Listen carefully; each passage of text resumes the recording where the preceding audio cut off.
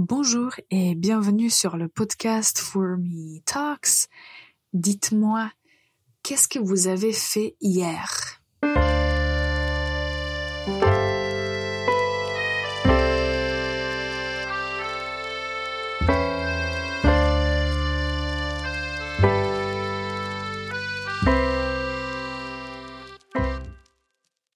Bonjour et bienvenue pour un nouvel épisode du podcast For Me Talks, le podcast pour les apprenants intermédiaires et avancés qui veulent améliorer leurs compétences et connaissances de la langue française.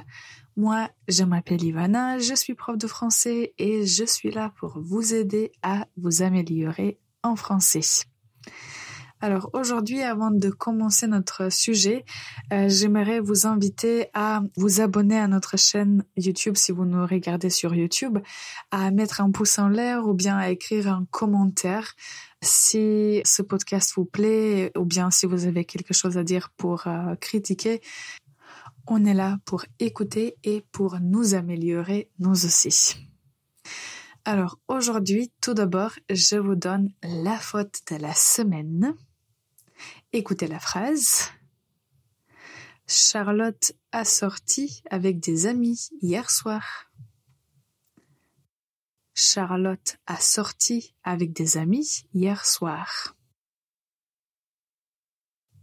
Pour les personnes qui ont bien mémorisé et appris le passé composé, vous l'avez compris, le problème ici, c'est l'auxiliaire.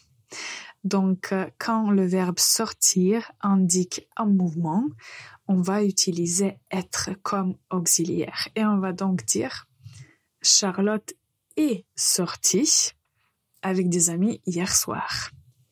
Donc, la phrase correcte, encore une fois, Charlotte est sortie avec des amis hier soir.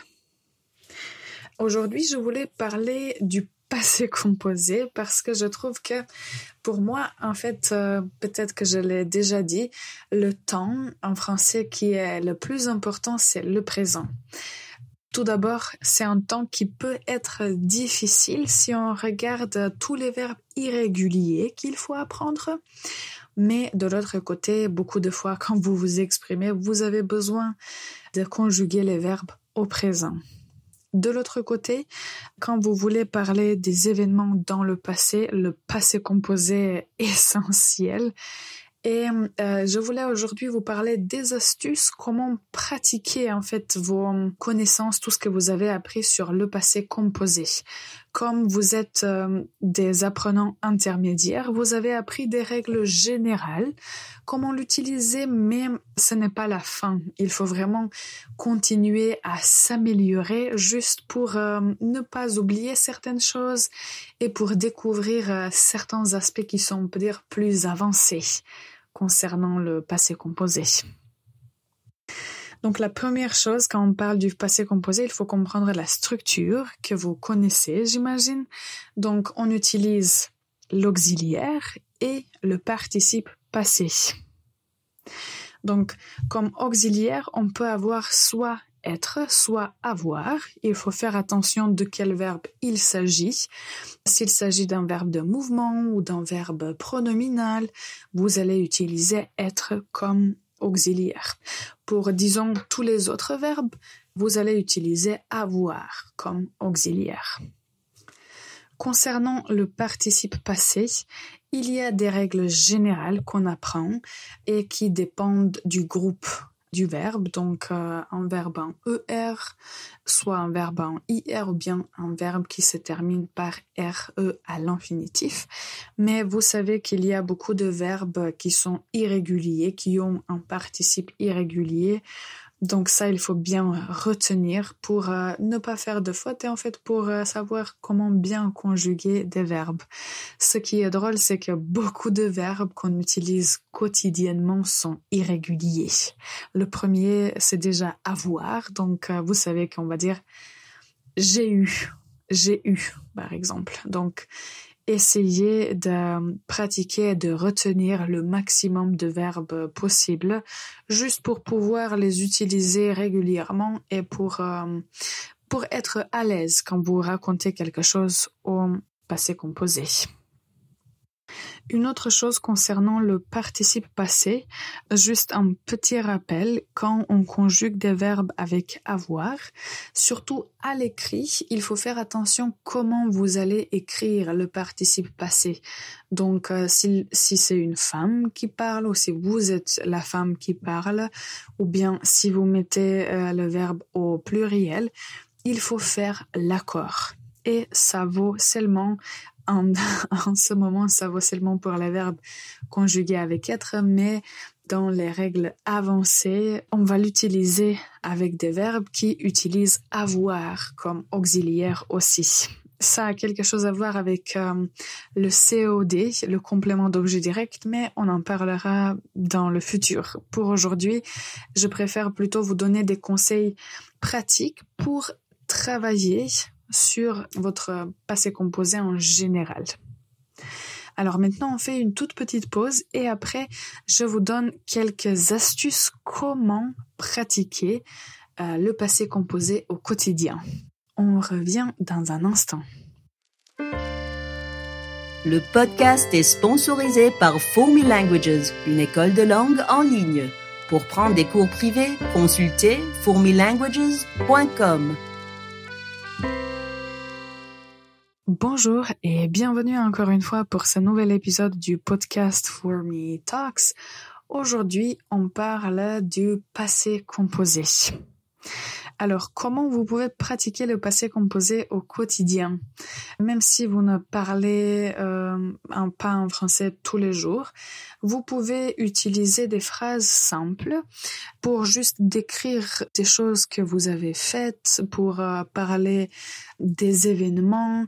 Donc, vous pouvez même parler à vous-même ou vous pouvez essayer d'écrire un petit texte et dire hier, je me suis réveillée à 7 heures, j'ai pris le petit déjeuner et beaucoup d'autres activités. Vous allez voir qu'en fait, au quotidien, on fait beaucoup de choses, même si parfois on ne s'en rend pas compte.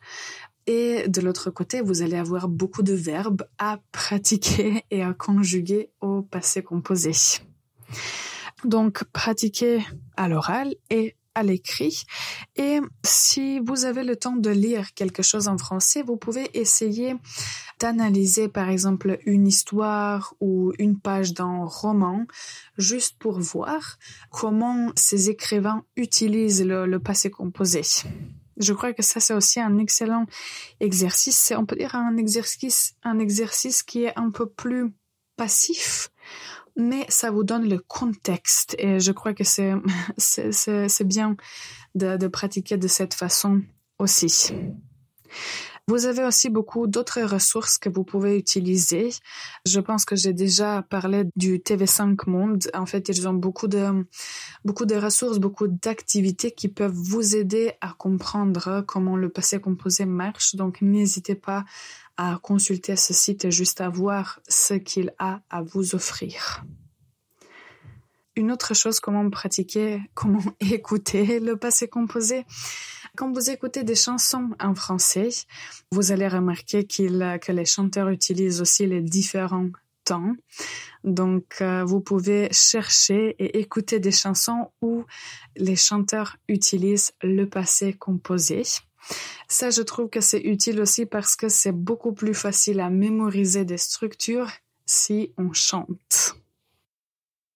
Et ma dernière astuce pour aujourd'hui, peu importe quel type de contenu vous utilisez pour, travailler sur le passé composé, faites attention aussi aux marqueurs temporels.